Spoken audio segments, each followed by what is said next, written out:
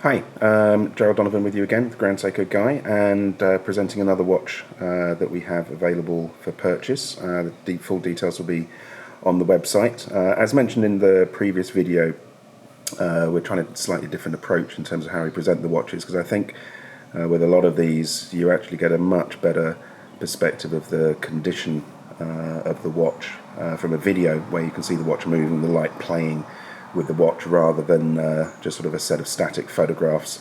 So without further ado, let's have a chat about this one.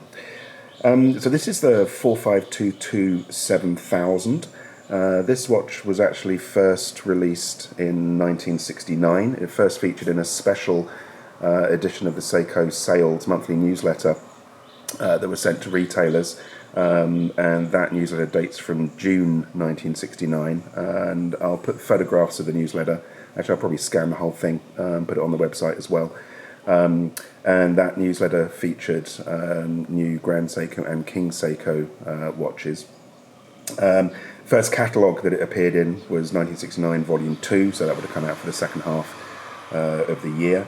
And this was actually quite a long-running series of watches. The final catalogue appearance was 1971, Volume 2. So it was around on the market for about 2 years, and available both with and, when in this case, both with and without date. So this is the 4522-7000. The 2 indicates that it has a date complication.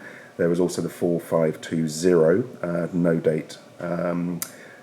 7000, and 7000 indicates the case design. And there is actually 3 versions of this watch. There's this white linen finished dial, and then there was a blue dial. And the blues, as we mentioned on the website before, the blues are pretty much all faded to black now. And finally, there was also a version in a cap gold case. This is actually the nicest one of these that I think I've ever seen. There are a couple of odd things that I will point out about it in the course of the video, but it really doesn't get much better than this. Maybe there has been some light polishing at some point in time, but as I move the watch and as we look at it from different angles, I would just draw your attention to where that's a reflection of my finger, so you can just see how beautiful the polishing is on this. But just note how sharp the edges are where we have the different facets of the watch.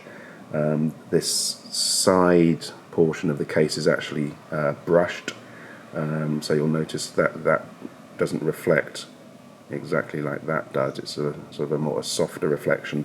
I think maybe that has seen some light polishing in the past, because I have seen another example of this watch with a grainier finish than this, and there you can see the difference between the two surfaces there. But the condition of the case on this is just absolutely spectacular, and I think this is where video really helps over photographs, as we just sort of rotate it round and just keep an eye on the different facets and those really sharp edges.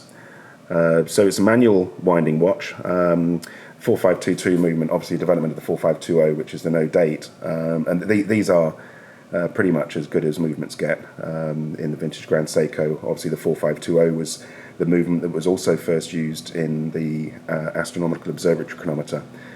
So these really are spectacular movements, and we'll have a look. It's one of my favourite vintage Grand Seiko movements in terms of the aesthetics as well. We'll open it up in a moment.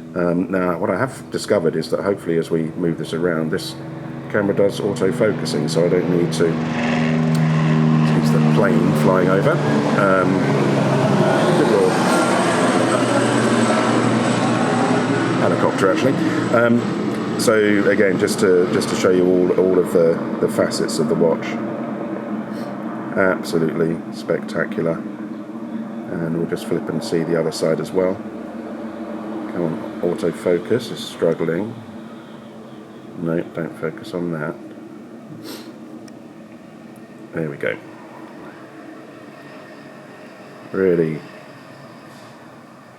Really superb condition.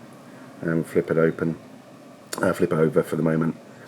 What you want to look for on the case back medallions on these, they still have this texture to them. Sometimes, that if they've been worn a lot, that will wear down smooth. But when that gold medallion still has that texture, the watch has been very sparingly worn in its life. You can see very few marks on the case back. We'll just tilt it again just so you can get a good understanding as to the quality of this piece.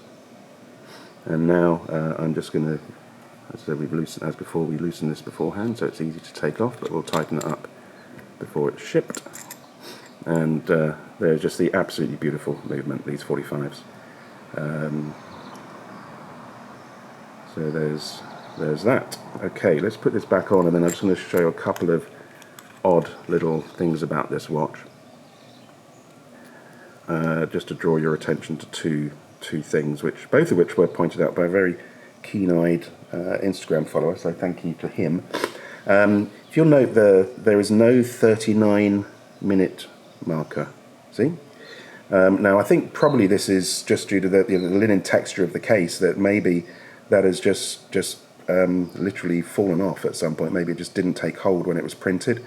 They've got absolutely no reason at all to suspect that this dial has ever been molested with. Maybe it was, I don't know, maybe someone slightly scraped it, possibly. But there's no sign of any damage. It just does seem that when that was printed, it just didn't take. You can see also now that as I move this around, we were talking about the case before, but look at the dial, and you can see that wonderful linen texture on the dial. So that was the first thing to point out. The second thing to point out, which I found was very interesting, is this lug here is thicker than the other ones. So you can actually see it's noticeably thicker there. I can only assume this is a slight sort of manufacturing defect, because the other ones all seem to be of the slightly smaller size. There's no way this case has been messed with, so I am 100% confident that is as it left the factory, and for whatever reason they didn't quite finish that lug off to the same width as the other ones. So that's just the two slight things to point out about the watch. Apart from that, as I said, it really is truly spectacular. This is, for some reason, most of the examples of this watch that you see are actually tend to wear pretty badly. I don't know why that would be. Over the course of the last 50 announced, you see a lot of with degraded dials. We actually have one which is available very cheap on the website, coming from my original collection from a few years ago, which is priced to take into account the dial has clearly had some water damage. This one is absolutely spectacular, and these are, as I said, to find these in this sort of condition is extremely hard. I've never seen one this good before. Let's just come on, focus. There we go. I've never seen one this before. Again, we'll just look at the finishing. Absolutely spectacular. It's because I'm moving out of the middle, that's why it's not focusing. And yeah, we'll just go around the watch one more time because it is an absolute beauty.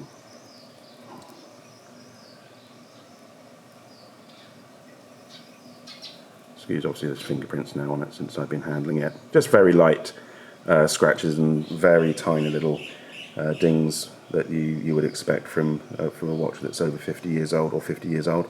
But there you go. So that's the Grand Seiko 4522 7000 with the white linen dial, and this video will be on the website with a listing for the watch available for sale. If you have any questions, please use the inquiry form from the website, and we look forward to hearing from you. Thank you very much.